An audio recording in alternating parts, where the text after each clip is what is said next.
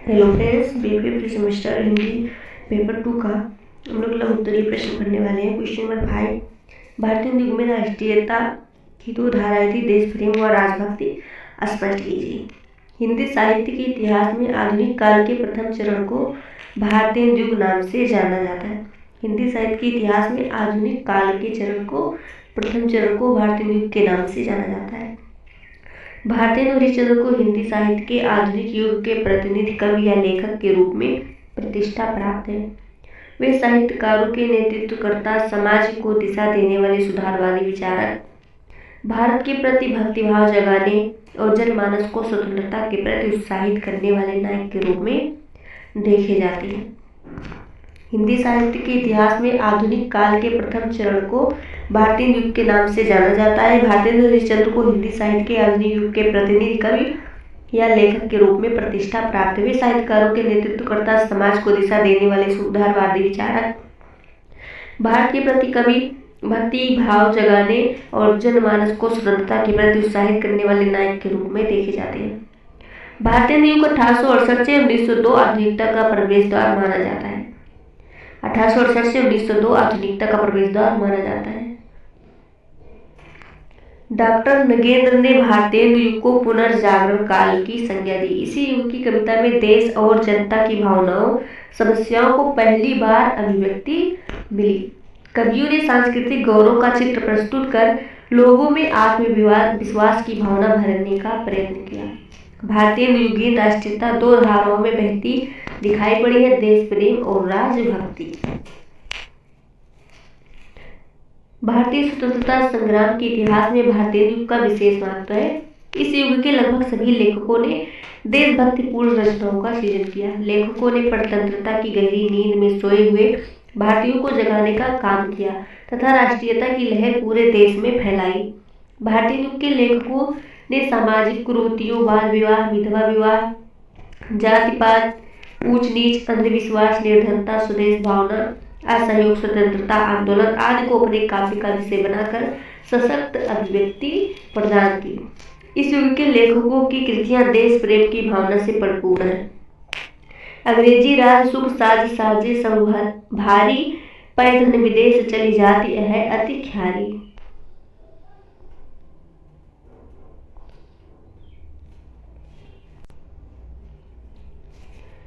रोवहु सब मिलिए आवहु भारत भाई, हा हा भारत दुर्दशा न देखी जाई।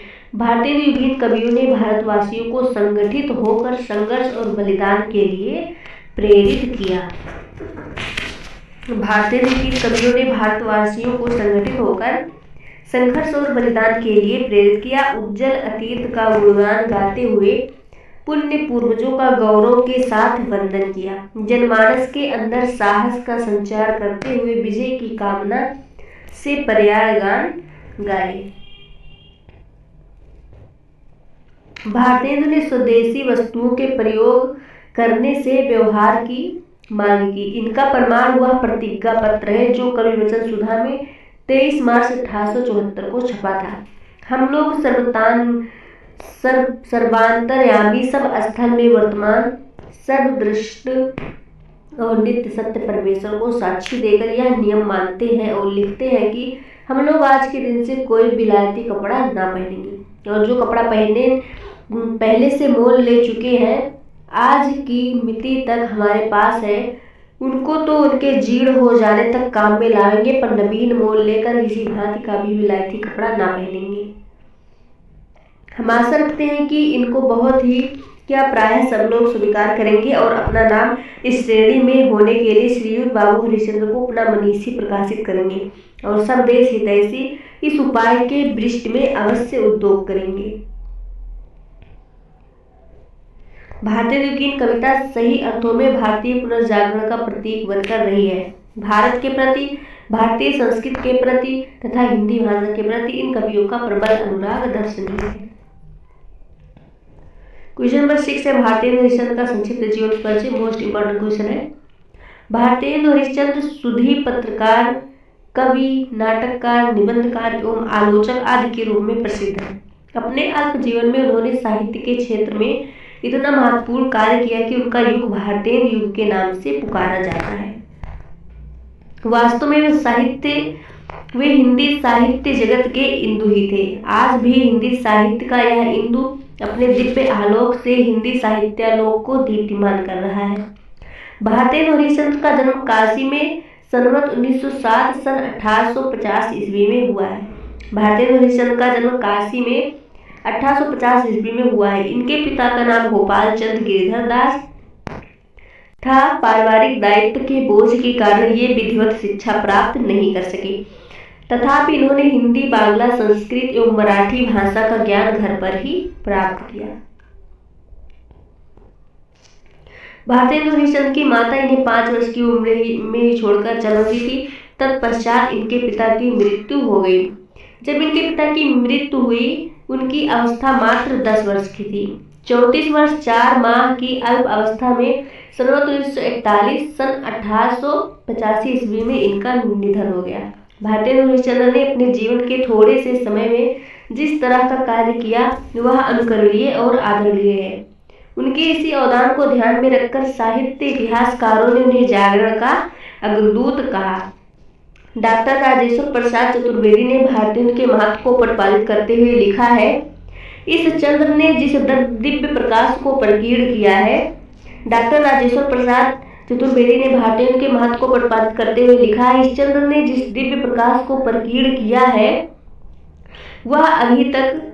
वह अभी तक संपूर्ण हिंदी साहित्य के क्षितिज पर छाया हुआ है। पर खेद है कि भारत का यह इंदु थोड़े ही समय तक अपना आलोक फैला सका और शीघ्र ही मुक्त हो गया। क्वेश्चन नंबर 7 इंपॉर्टेंट है। भारतेंदु हरिश्चंद्र की कृतियों की विवेचना कीजिए। भारतेंदु बहुमुखी प्रतिभा के साहित्यकार थे। उन्होंने कविता, नाटक, निबंध तथा इतिहास आदि अनेक विषयों पर पुस्तकों की रचना की। उनकी प्रमुख कृतियां इस प्रकार से हैं। काव्य कृतियां: प्रेम माधुरी, प्रेम तरंग, प्रेमाश्रुवर्णन, दीन लीला, प्रेम सरोवर, कृष्ण चरित्र, प्रेम मालिका आदि भक्ति तथा दिव्य प्रेम पर आधारित रचनाएं हैं। इनमें श्री कृष्ण की विविध लीलाओं का वर्णन हुआ है। भारत वीरत्व, विजय वल्लरी, विजयिनी एवं विजय पताका आदि देश प्रेम संबंधी रचनाएं हैं। बंदर सभा और बकरी विलाप में हास्य व्यंग्य शैली के दर्शन हैं। भारतेंदु हरिश्चंद्र के नाटक: भारतेंदु जी ने अनेक नाटकों की रचना की है, जिसमें वैदेही, हिंसा न भवती, सत्य हरिश्चंद्र, श्री चंद्रावली, भारत दुर्दशा, नील देवी और अंधेर नगरी आदि हैं। इनके उपन्यास हैं पूर्ण प्रकाश और चंद्रप्रभा, इनके द्वारा रचित उपन्यास हैं। इतिहास और पुरातत्व संबंधी: कश्मीर कुसुम, महाराष्ट्र देश का इतिहास, रामायण का समय, अग्रवालों की उत्पत्ति, बूंदी का राजवंश तथा चरितावली। भारतेंदु जी ने कवि वचन, सुधा, हरिश्चंद्र मैगनीज, हरिश्चंद्र चंद्रिका आदि पत्रिकाओं का भी सफल संपादन किया।